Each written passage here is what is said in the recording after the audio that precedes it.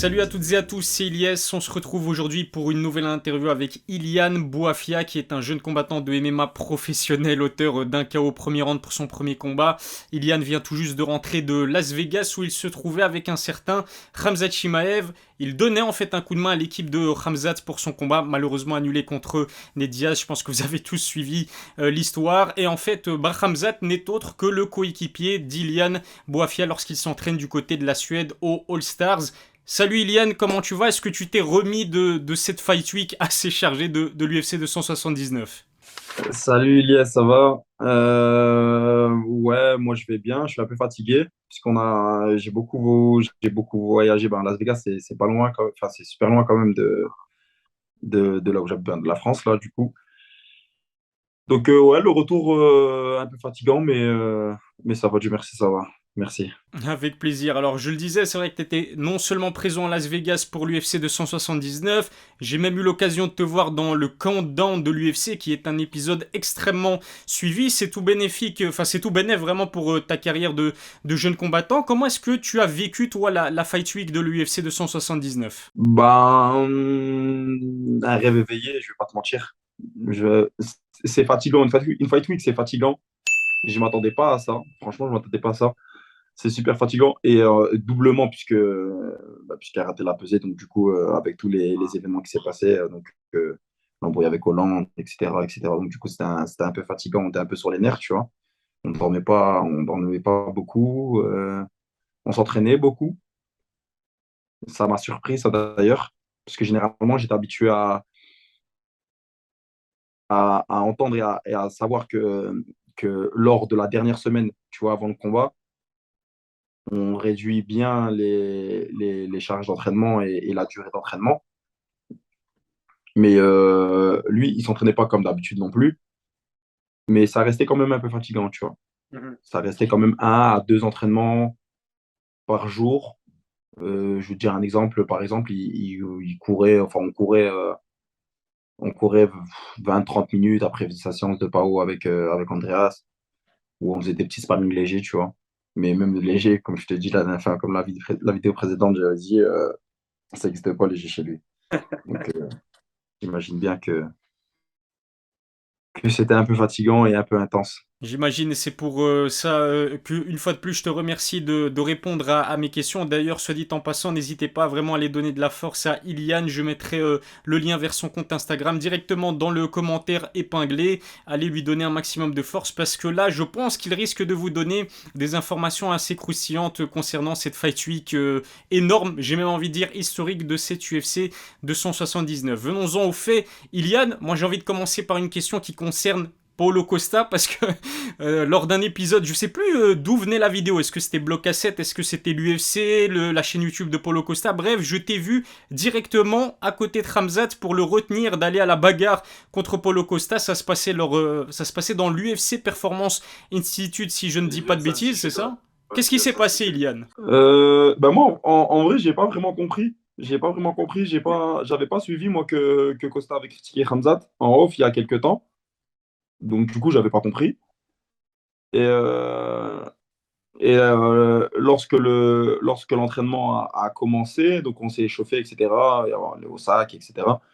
Et au moment de rentrer dans la cage, en fait, je t'explique, il y a deux cages à l'US Institute. Il y en a une grande, la grande cage des grands événements, et il y a la plus petite cage à côté qu'ils utilisent notamment sur l'UFC Apex. Je sais pas si tu es au courant que la cage de l'UFC Apex, elle est plus petite, il me semble, si je dis pas de Exact. bêtises. Ouais, c'est ça. Donc, on avait commencé le sparring avec Ramzat dans la grande cage. Alan Finfou, le coach de grappling, il nous a demandé de décaler puisqu'il y avait quelqu'un qui regardait et tout. Donc, moi, j'ai pas suivi. Et en fait, j'avais pas capté que c'était l'équipe de Costa, tu vois. Et genre, ils regardaient comment ça se passait le sparring, tu vois.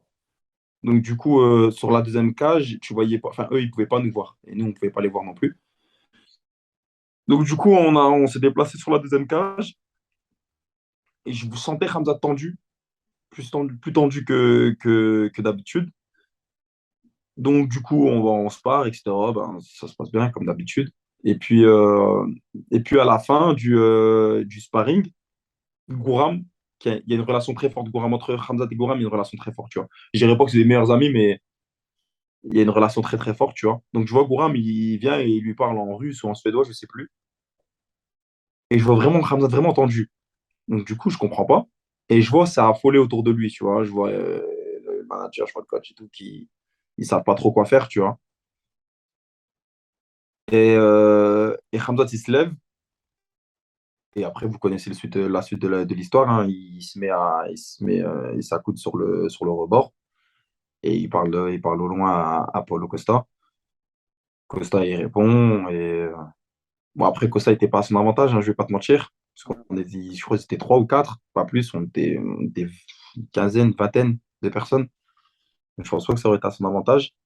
Mais, euh, mais voilà, et après, c'est passé ce qui s'est passé. Vous connaissez la suite. Il y a eu une autre échauffourée qui a fait énormément parler d'elle lors de la Fight Week, c'est bien sûr celle qui a mené à l'annulation de la conférence de presse. Ça n'est, je pense, jamais arrivé, mais parce que quelques minutes avant la conférence de presse, justement, Khamzat Chimaev on va dire, il y a eu un début de bagarre entre Khamzat et Kevin Holland. Je sais que l'équipe de Ned Diaz était impliquée là-dedans. Est-ce que tu y étais présent? Est-ce que tu as plus d'infos concernant cette échauffourée, on va dire? J'étais pas présent. On n'était pas présent. Il n'y a personne qui était présent au moment où les coups ont été lancés. Il n'y avait personne. Donc, c'est impossible que quelqu'un dise quoi que ce soit. Il n'y avait personne, mis à part Hollande, Ramzat, Diaz et sa bande et Ferguson, il me semble. Donc, nous, en fait, on est arrivé avant l'équipe. En fait, ils font exprès pour pas qu'il y ait de croisement, tu vois. Donc, il faut rentrer une équipe avant et ensuite l'autre équipe, tu vois. Donc l'équipe en l'occurrence là c'est nous, donc l'équipe de Shimaev, on est rentré avant et l'équipe des Jazz est rentrée après. Sauf ce qui s'est passé, c'est que lorsqu'on est rentré, ils ont pris Hamzat et Andreas, Darren Darren Till et Gouram Mhm. dans les backstage du coup, tu vois, et ils sont en train de se préparer pour la conférence de presse. Sauf que entre deux, chose que j'ai pas compris, j'ai vu Andreas, Darren et Gouram revenir. Donc du coup, ça veut dire que Shima était seul. Et à ce moment-là précis, il a croisé Hollande. Et Hollande avait, apparemment aussi, je n'étais pas au courant, parlé sur Shimaev. Donc du coup, Shimaev, logiquement, est parti le voir. Il lui a dit, ouais, tu parles sur moi, etc. Nanani, nanana. Et comme tu pouvais voir sur la vidéo, il a mis un ou deux coups de pied, il me semble. Mhm. Et à ce moment-là précis, en fait, comme eh ben, ils font le décalage pour faire rentrer les teams, tu vois, il y a l'équipe de Jazz qui rentre. Et ils sont une bonne dizaine. Et il y a Ferguson aussi avec eux. Je ne sais pas qu'est-ce qu'il fichait là, mais il y a Ferguson avec eux. Donc donc, du coup il s'est passé ce qui s'est passé avec Hollande. Et ensuite, Khamzat il s'en est pris aussi à l'équipe de Jazz. Jazz, ils ont jeté des bouteilles d'eau. Et nous, quand on a su ça, du coup, nous, on était énervés, on ne comprenait pas, tu vois. Qu'est-ce qui fichait tout seul? Pourquoi vous avez renvoyé Darren, Gouram, et puis, voilà. Et donc, du coup, on s'est précipité pour le rejoindre. Et puis voilà. Ce que la majorité des fans de MMA ont retenu de cette Fight Week exceptionnelle, c'est bien évidemment, au-delà des combats, je veux dire, la pesée ratée de Khamzat Chimaev, je vais y arriver, qui s'est présenté donc sur la balance à 81 kilos, soit plus de 3 kilos au-dessus des 77 catégories dans laquelle il combat. Il devait affronter Ned Diaz chez les poids welter. J'ai entendu l'interview d'Andreas, qui est le coach de Khamzat chez Ariel Elwani, et apparemment, d'après lui, le cutting s'est très mal passé. Est-ce que tu peux nous en dire plus concernant le cutting de Khamzat ce soir-là? Écoute, moi, là, je ne vais pas faire l'expert. Je vais te raconter de ce que j'ai vu et avec le peu de connaissances que j'ai en coaching. Déjà, moi, quand j'ai tourné avec Ramzat, je ne vais pas te mentir, je chantais pas, c'est pas un 77. Je ne vais pas te mentir, c'est pas un 77. Tu veux dire pendant la Fight Week, c'est ça, hein, Ilian? Pendant la Fight Week, déjà, tu sentais qu'il n'était pas à 77 kilos. Déjà, quand j'ai tourné avec lui pour la première fois, etc., et pendant la prépa, j'ai senti que c'était pas un 77. Je sais pas, il était à combien, il devait être sûrement à 90 ou quoi, 95, mais c'est pas un 77, tu vois. Sa taille, il est grand, Shimaev, je crois qu'il doit faire 88, 90, Mhm. tu vois. Donc, il a commencé le cutting, je ne saurais pas te dire je vais pas commencer à rentrer dans les détails et tout Bien du sûr. poids, de comment il était et tout avant, mais on a commencé le cutting du jeudi soir. Ouais, voilà, du jeudi soir. Donc, il a commencé à courir, etc. Donc, il perdait bien, il perdait énormément de flotte. Je crois qu'il a couru 1 heure, quoi, si je dis pas de bêtises. Il a couru, il a fait son vélo, etc. Il a perdu 2-3 kilos facile. Donc, ensuite, il y a eu la deuxième phase du bain chaud. Et lorsqu'il est rentré dans le bain chaud, ben, son corps, il s'est arrêté de descendre, tu vois. Mhm. Et il s'est arrêté de descendre. Et moi, ce qui m'a fait mal, en fait, tu vois, c'est de voir la réaction des. Ah, je comprends, tu vois, il y a des cons partout. Tu vois, des cons partout qui donnent leur avis pour rien et tout, tu vois, sur Twitter, sur les réseaux et tout. Et moi, ça m'a fait mal parce que, tu vois, Hamzat, c'est quelqu'un de fort, tu vois. Il est vraiment fort. Mentalement, il est vraiment, vraiment, vraiment, vraiment fort. Après, il y avait des choses dans sa vie qui font que, mais il est vraiment fort mentalement. Et s'il n'a pas fait le poids, c'est qu'il ne pouvait vraiment pas faire le poids. Il n'a pas fait le poids parce que c'est une star ou parce qu'il n'est pas sérieux ou parce que, tu vois, il est vraiment, vraiment, vraiment fort psychologiquement. Et c'est tout simplement que son corps, il s'est arrêté. Moi, je le voyais dans la baignoire lors du bain chaud, ses muscles, et il y avait des spasmes musculaires. Je voyais sa tête, il était pas bien, tu vois. Donc, non, ça, ouais, ça s'est mal passé. Après, comme je t'ai dit, avec mon peu de connaissances de cutting, enfin, je sais déjà que c'est dangereux. Le cutting en lui-même, c'est déconseillé par beaucoup de spécialistes. Mais avec le peu de connaissances que j'ai, bah, son corps il s'est arrêté. Mais c'est inexplicable, tu vois. Et c'est malgré lui, malheureusement. Lui, il y est pour rien. Il y est vraiment pour rien du tout. Après, c'est mon avis, hein, ça engage que moi. Bien évidemment, mais merci vraiment de donner ton avis du coup et ces précisions. Et d'ailleurs, Andreas, le coach de Hamzat, a donné plus de détails concernant ce cutting à Ariel Elouani. Apparemment, c'est exactement comme ce que tu décris, des spasmes musculaires, des vomissements, même un début de, comment dire, d'étourdissement. En tout cas, il a commencé à s'évanouir. Du coup, c'était du sérieux. C'est justement pour cette raison, Liane, que j'aimerais te poser une autre question. C'est, bah, comme tu l'as dit, sur les réseaux sociaux et autres, Hamzat a été très critiqué pour ce qu'on lui a reproché comme étant un manque de professionnalisme, pour aussi une attitude un petit peu, comment dire, en décalage par rapport à cette pesée ratée. Mais ce que j'aimerais savoir, c'est comment Hamzat, il a vécu toutes ces critiques. Parce qu'avant ça, il n'était pas critiqué, il était même adulé par les fans. Je pense que c'est la première fois qu'il a été autant critiqué. Comment est-ce qu'il a vécu ça? Bah, rien n'a changé pour lui. Rien n'a changé pour lui. Comme il a dit, comme il dit, et il dit souvent, il faut toujours un méchant dans une histoire. Et ben, cette fois-ci, c'était lui, tu vois. Après, c'est bien. Bah, franchement, moi, à sa place, j'aurais. Enfin, à sa place. Ouais, à sa place, j'aurais été content, tu vois, puisque le but dans ce sport-là, on va pas se mentir, c'est d'être bankable, tu vois. Exactement. Vendre des pay-per-view, etc. On a tous vu des combattants qui sont pas extrêmement forts, mais puisqu'ils sont bankable, et ben, tu vois, ça les fait vendre et puis ils réussissent, tu vois. Par exemple, Jazz, là, franchement, je vais pas te mentir, si Ramzat s'il avait pris Jazz, il l'aurait envoyé au cimetière. Et je te dis la vérité. Je vois pas comment. Déjà, au début, la première vidéo, je te disais, je vois pas comment il pourrait le battre, mais là, vraiment, je l'ai vu de mes yeux vus. Ramzat l'aurait vraiment envoyé Ouais. à l'hôpital. Ou bien Masvidal, tu vois, des gens qui vendent beaucoup, tu vois. Et moi, je trouve que c'est une bonne chose pour lui. Après, malheureusement, ça aurait pu se passer dans de meilleures conditions, tu vois, mais il faut toujours un méchant dans une histoire et du temps que tu laisses pas les gens indifférents, Ouais. c'est bien pour lui, tu vois. Moi, personnellement, je préfère rentrer dans une cage ou rentrer dans une conférence de presse et que soit on m'adule, soit on me hue, que je rentre dans une conférence de presse ou dans une cage et il se passe rien, tu vois. Et les gens, ils disent, ah, lui, tu vois, c'est juste un mec comme ça. Et je pense que ça représente pas Hamzat et je pense que ça le dérangeait pas plus que ça. Ça le dérangeait pas plus que ça. Limite, ça le faisait sourire, tu vois. Mm. Ça l'amusait. Je te jure, ça l'amusait.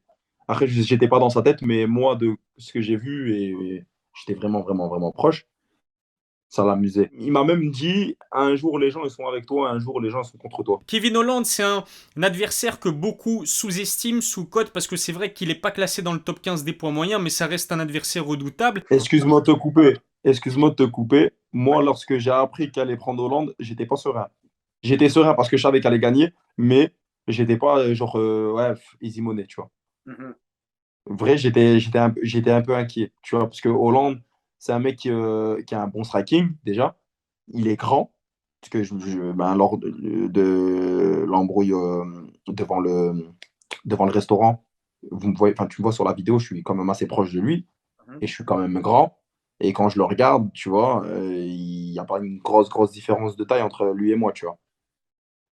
Donc déjà, il est grand, il a un bon striking. Et ce qui m'inquiétait, c'est qu'il y a pas un striking orthodoxe en Hollande. Il bouge un peu de tous les sens, tu vois. Il envoie des coups, il envoie des genoux, il envoie des crochets larges, bizarres, tu vois. Je ne vais pas dire que c'est pas propre.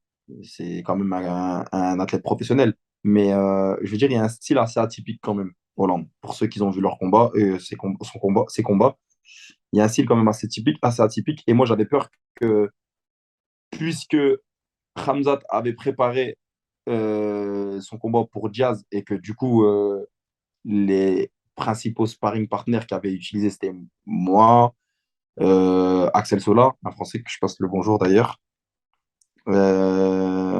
Caio Baralo et Boyan, et son famille est compliquée. Et c'est tous des gauchers. Hollande, il est droitier. Et on est tous des gauchers qu'on boxe propre, tu vois. Enfin, on essaie de boxer propre. Donc, c'est en ligne, etc., tu vois. Et Hollande, c'est tout l'opposé. Mhm. Hollande, c'est tout l'opposé. C'est droitier, il boxe un peu n'importe comment et tout. Donc, j'étais un peu inquiet. Tu vois la soumission qu'il fait, les Dark Shock, Ouais, c'est ça. on l'a travaillé toute la semaine en entraînement. Ok, Tu vois les scrambles qu'il fait Kevin Hollande, Holland. on l'a travaillé toute la semaine en entraînement. Ok, tout Je était te très... jure comme par hasard. Je te jure comme par hasard. Et on savait même pas qu'il prenait Hollande. En fait, le coach de grappling, Fafou, Alain Fafou, on l'a travaillé je crois, deux, trois fois en entraînement quand même. Tu vois, des séances, quasiment que ça. Donc, quand j'ai vu ça, c'est incroyable. Et une deuxième anecdote, quand j'ai vu. Nous, en fait, on rigole souvent après les sparring ou bien à la villa, etc., quand on est avec tous les gars. Souvent, quand on parle et tout, je dis, c'est Khamzat. Enfin, si tu tournes avec Khamzat et qu'il connecte ses mains, c'est fini. Mhm. Et je dis en anglais, tu peux appeler ta mère, tu dis, maman, j'ai perdu, je suis désolé, et tout, tu vois, on rigole comme ça. Et puis, lors du combat, quand j'ai vu son attaque de jambe et j'ai vu qu'il a connecté en ceinture, on s'est levé, on a crié. Mais c'est vraiment, hein, je te mens pas. Tout le club, c'est pas tout le club. On était, après, on était un peu dispatchés un peu partout, mais j'étais avec 4-5 gars et lorsqu'il a connecté ses mains, on s'est levé, on a crié. Pour moi, c'était fini, ça y est. Merci beaucoup, Iliane, d'avoir répondu une nouvelle fois à mes questions. C'était un vrai plaisir. Je te laisse le mot de la fin. Je sais que tu combats dans pas longtemps à Roubaix. Est-ce que c'est toujours le cas? Est-ce que tu peux nous préciser les dates de ce combat et encore une fois rappeler tes réseaux sociaux? Je combats le 24 à Roubaix, à l'Arena Surpass. Donc, bah, comme j'avais dit lors de la première vidéo, je m'étais blessé l'année dernière. Donc, du coup, je reviens. J'ai fait une bonne prépa. Bon, je me suis pas vraiment préparé pour ce combat-là. Enfin, je suis pas parti en Suède pour préparer ce combat-là. Tu vois, je suis plus parti pour moi personnellement, pour voir où j'en étais, etc. Tu vois. Bah, après, ben, ça a matché, donc du coup, je suis resté. Mais forcément, bah, du coup, je suis bien préparé pour le combat. Mais ben, du coup, je reviens pour prendre un peu des sensations, de l'expérience en plus. Comme je t'ai dit, moi, ma carrière, c'est step by step. Pourquoi je ne me précipite pas? C'est pas parce que je suis parti avec. J'ai mis les gants avec Shimaev, ou que ce soit avec Darren Till, ou que ce soit. Peu importe, tu vois, Shimaev, c'est Shimaev, tu vois. Quand j'étais avec eux, j'essaie de garder en tête, même si c'est dur, j'essaie de garder en tête que tout ça, c'est pour lui. Même si je fais partie du projet, même si je fais partie du voyage et de l'aventure, c'est pas pour moi qu'on est parti avec gars, c'est que tu vois, c'est lui. Et si je veux arriver à son niveau, ben, du coup, il faut travailler et il faut combattre. Donc, du coup, là, il faut retourner à la réalité, il faut travailler et combattre et gagner, j'espère. Donc, voilà. C'est ce que je te souhaite, la victoire. Merci. Iliane, merci beaucoup encore une fois de cette interview exceptionnelle. Et je vous rappelle d'aller vous abonner au compte Instagram notamment de Iliane pour lui donner un maximum de force. On se donne rendez-vous très vite pour une nouvelle interview. Iliane, d'ici là, prends soin de toi.